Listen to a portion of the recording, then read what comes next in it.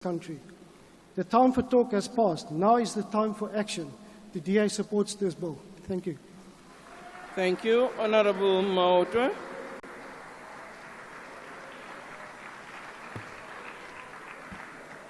Thank you, Speaker. Greetings to the President, Commander-in-Chief, Tate Malema, Commissars, and all EFF ground forces in South Africa, Africa, and the diaspora. We want to once again invite the people of South Africa to join the gathering of the poor, the working class, civil society, traditional leaders, pastors, and ground forces who will be gathered here in the city of Cape Town to celebrate the EFF's 12th anniversary. It will be a celebration of political clarity, revolutionary discipline, and a reaffirmation of the generational mission to dismantle the post-1994 elite pact that continues to exclude the majority. Speaker, the EFF rejects the proposed appropriation bill tabled by the Minister of Finance. We have participated in all mini-plenary debates and made concrete and substantive submissions of practical amendments that are going to give us the people's budget. We made proposals on all departmental votes, starting with the presidency until the last departmental vote, and expressed the voices, frustrations, and desperation of our people. We did not come here to play internal coalition games. We came here to make sure the voices of communities from Guyana to Atlantis, from Lusukisiki to Kuma are heard in this house. The people of Ekurhuleni who barricaded the roads and told the mayor that they cannot afford the fixed electricity charge of 126 rand and demanded that it must be reversed. The people of Diepsloot who were promised a bridge that was supposed to connect extension 4 and 6 in 2021. 4 years later, there is no bridge, yet 70 million rands has gone missing. The people of Josini who were given one tap and promised water but continue to complain about the lack of water. The people who suffered the recent floods in Mthatha, lost their loved ones and livelihoods, and many of them continue to wait for disaster relief. President, the people of Kailicha in Harare, Lita Park, and Kanini here in the city of Cape Town, who are treated like second-class citizens and are deprived of water, sanitation, and dignity, are forced into a life of crime in spaceless townships. Our people in Marikana, in Taung, Kwandebele, Mamelodi, and Tohoyando continue to tell us that the budget for these departments before the House today will not increase government spending, will not eradicate pit toilets, cannot hire more doctors, nurses, teachers, will not grow the economy, and will make them even poorer. These are the people who are not considered by people who support this budget. We must ask ourselves, who is this budget for? We know that for the supervisors in the government on neoliberal unity, led by the chief supervisor, Ms. Helen Zille, the budget is the tool to fight political squabbles inside the GNU. It is not a tool for transformation. It is not a tool for redistribution. It is not a tool, a weapon to fight unemployment, poverty, and inequality. It is a compromise budget negotiated in smoke-filled back rooms to keep a sinking coalition afloat. We know that for the members of gang units and prison gangs, they are just happy to be in cabinet, enjoying the gravy train. They don't care about the poor and what this budget means for them. We're still not sure why some in the GNU today support this budget, because it is the same budget that was tabled in the past 10 years and they rejected it in each of those years. The only thing that has changed now is that the very same people are now in cabinet. Principles have been sold for posts and blue lights. Economic logic has been sacrificed at the altar of convenience. So the support of this budget is not based on principle or the interest of the poor of our masses. President, we did not just object to the departmental budget. We said there are things that all of us can agree on.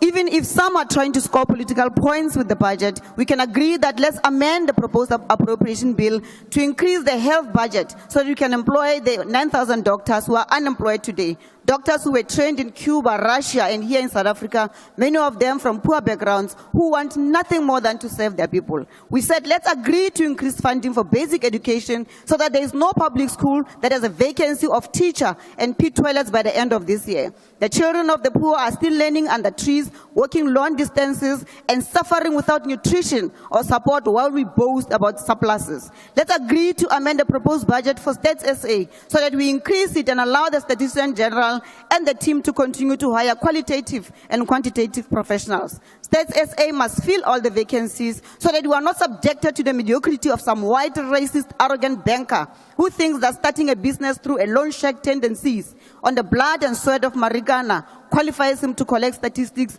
on a complex thing such as unemployment. We even said, let's increase SARS budget because the SARS commissioner said, if we give him additional funding of 4 billion in this financial year, not over some imaginary medium-term period, he can collect over 700 billion. Why are we not doing that? Why are we not closing the tax gap? Why are we not strengthening the state? And we said that we are willing to make all these amendments within the past fiscal framework, even though it was rejected. But it's the correct procedure. But we are called the most unreasonable political party. We did not turn this budget into a political football, but we engaged in a principled manner, and for that, we reject the 2025 Appropriation Bill. I thank you. Thank you. Honourable Hadebe.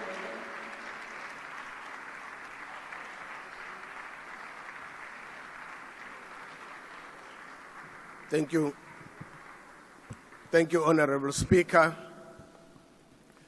The Inkatha Freedom Party welcomes the opportunity to engage with the Appropriation Bill, a bill that lies at the very heart of our constitutional democracy and speaks directly to how we prioritize the hopes, livelihoods, and development of the South African people. This bill comes at a time when the South African economy is still struggling to fully recover from years of mismanagement, deepening inequality, systemic corruption, and sluggish growth. We remain concerned that the allocations contained in this bill do not go far enough in addressing the real challenges facing our people, particularly the poor, the unemployed, and those in rural areas. Honourable Speaker, while we commend the National Treasury for attempting to contain expenditure and limit debt service costs, we must emphasize that fiscal consolidation must not come at the cost of basic service delivery. We demand that government departments not only receive funds, but that they spend them wisely, effectively, and with tangible outcomes. This appropriation bill, understandably so, does not present a bold enough response to the crisis of youth unemployment in South Africa. Our young people, talented, resilient, and hungry for opportunity, are languishing without work, while government programs remain from... Honourable Solid and Honourable Godongwane, you can have the discussion outside. Thank you. Proceed. Our young people, talented, resilient, and hungry for opportunity, are languishing without work, while government programs remain fragmented, underfunded, and poorly implemented. We call for greater investment in entrepreneurship, development, artisanal training, and rural-based job creation programs. Budget allocations to entities such as the NYDA must be accompanied by clear, measurable outcomes, not just promises. We remain concerned that while allocations to education and health remain significant, the quality of delivery is declining. Our children attend overcrowded classrooms, our clinics remain understaffed, and health infrastructure is crumbling in provinces like KwaZulu-Natal. Appropriation without effective planning is a recipe for failure. We wish to remind this House that no amount of appropriation can achieve development goals if the cancer of corruption is not decisively rooted out.